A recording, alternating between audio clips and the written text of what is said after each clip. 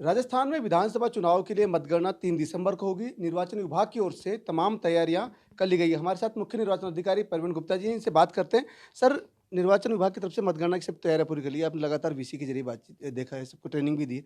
किस तरह की तैयारी और कितनी किस तरह से होगी मतगणना? देखिए, मतगणना जो स्थल है, काउंटिंग सेंटर है।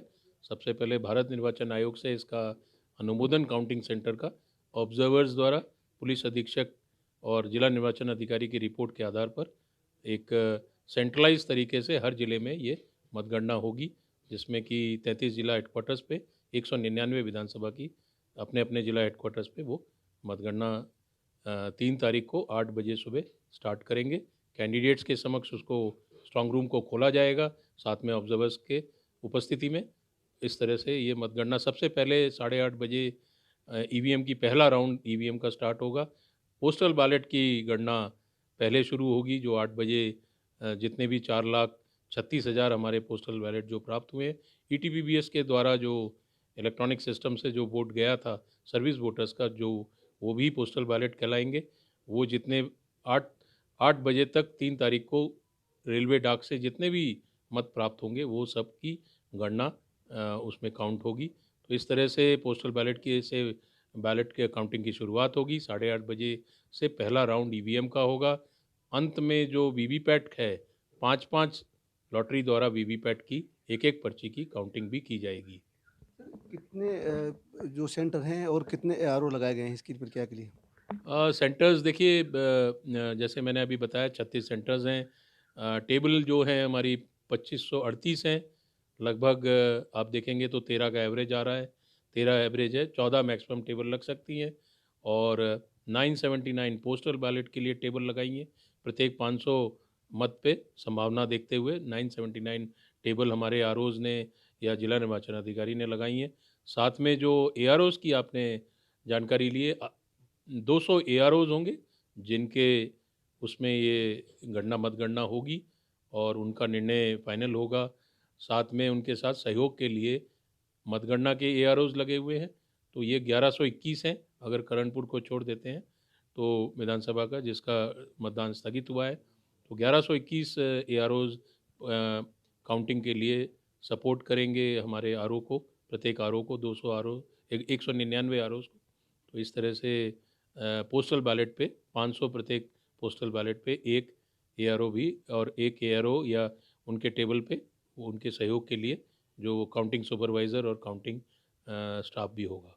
सर, आम जनता किस तरह से देख सकती है अगर परिणाम उनको रुझान देखने हैं तो आम जनता के लिए हम आपके मार्फत भी मीडिया सेंटर हमने बनाए हैं। हमने लगभग 500 के करीब पासेस भी दिए हैं, जिसमें कि मीडिया के सभी हमारे जो साथी हैं वो वहाँ मीडिया सेंटर से अपना सूचना प्रदान करेंगे। साथ में जो हमारी वेबसाइट है ईसीआई की, भारत निर्वाचन आयोग की रिजल्ट्स eci.gov.in, उस पर जो राउंड वाइज रिज़ल्ट आसानी से आमजन देख सकते हैं। उसके अलावा हम लोग जो स्क्रीन्स हैं, जो हमारी वॉल्स हैं, कोशिश करेंगे कि वीडियो वॉल से भी हम इसको ज़्यादा से ज़्यादा प्रचारित कर सकें, जिससे कि आमजन आसानी से इस रिज़ल्ट को देख सके आपके माध्यम के अलावा।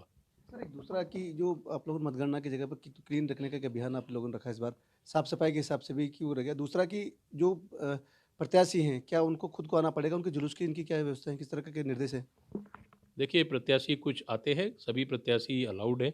प्रत्याशी एजेंट्स हैं, उनको काउंटिंग एजेंट भी रखने का प्रत्येक टेबल अनुसार हमने हमारे आरओ सूचना दे रहे हैं। जितनी भी काउंटिंग टेबल्स हैं, जैसे मैंने अभी बताया 15 2538 काउंटिंग टेबल्स हैं, और साथ में 979 वैसी टेबल्स भी हैं जो पोस्टल बैलेट के लिए। तो सभी उन वो अपने काउंटिंग एजेंट्स नियुक्त कर सकते हैं। आज हम लोग कोशिश प्रयास कर रहे हैं कि आज सभी अपने अपने कैंडिडेट्स जो भी उनके फ़ोटोग्राफ्स आ जाएँ और उनका उनका काउंटिंग एजेंट समय से नियुक्त हो जाएँ, जिससे कि उनको सुबह 8 बजे 6 बजे जब आते हैं कोई इस तरह की दिक्कत ना हो। हमने अपनी जो काउंटिंग टीम्स हैं उनको भी हम रैंडमाइज़ करते हैं।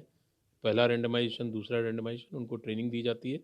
और प्रत्येक राउंड में माइक्रो ऑब्जर्वर्स द्वारा 2 टेबल पर जाकर रैंडमली चेक भी किया जाता है ईवीएम में जो गणना हो रही है।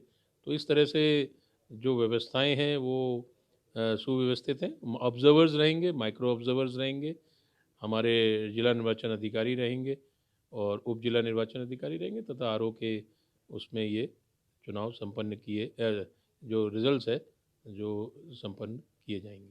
सफाई वाला जो आपने बताया क्लीन के अभियान भी शुरू कर। देखिए कोशिश ये की जा रही है कि किस तरह से इस चुनाव को इको फ्रेंडली या हम लोग बनाएं और कोशिश करें। तो नो टू क्रैकर्स के लिए भी हम लोग आज हमने निर्देश दिए हैं जिला पुलिस अधीक्षक और जिला निर्वाचन अधिकारियों को। साथ में जो किसी भी जहाँ भी मतगणना स्थल है उसको किसी तरह से हम लोग गंदगी में ना छोड़ें। जिस तरह से वहाँ चाय नाश्ता होता है या अन्य चीज़ें होती हैं तो कोशिश ये है कि वहाँ सफाई कर्मी लगें और हम लोग सफाई उसकी पूरी कैंपस की कराएं। ऐसा हम लोग मैंने सभी को कहा है जिससे कि ये ना हो कि चुनाव तो करा दिए लेकिन वो गंदगी वहीं छोड़कर चले गए। तो ऐसा प्रयास हमारा है। मुझे उम्मीद है कि हमारे सभी जिला निर्वाचन अधिकारी और उनकी टीमें हैं जो वो लगाएंगे, वो मिलकर इसको इको फ्रेंडली करने का प्रयास करेंगे। सर आखिरी सवाल 3 दिसंबर को मतगणना हो जाएगी लेकिन कोड ऑफ कंडक्ट कब तक रहेगा और उसके बाद किस तरह से? कोड ऑफ कंडक्ट जैसा आपने देखा होगा जब हमने अधिसूचित किया था इसको तो 5 तारीख तक कोड ऑफ कंडक्ट है। जब तक हम लोग माननीय गवर्नर साहब को, राज्यपाल महोदय को पूरी जो सूची होती है वो हम लोग सौंपते हैं। हमारे भारत निर्वाचन आयोग से साथी आते हैं और हम लोग जाकर उनको वो सूची देते हैं। तो इस तरह से 5 तारीख को ये आदर्श आचार संहिता जो लगी थी वो समाप्त हो जाएगी। ये प्रवीण गुप्ता जो बता रहे हैं कि तमाम जो तैयारियां हैं मतगणना की वो पूरी कर ली गई है। अब 3 दिसंबर को मतगणना होगी और शांतिपूर्ण तरीके से मतगणना हो, सुव्यवस्थित मतगणना हो, इसके लेके तमाम तैयारियां लगातार मॉनिटरिंग लगातार की जा रही है। और 3 दिसंबर को पहला रुझान जो है वो 8:30 बजे के बाद से मिलना शुरू हो जाएगा। सहयोगी विजेंद्र के साथ जसवंत सिंह, ईटीवी भारत, जयपुर।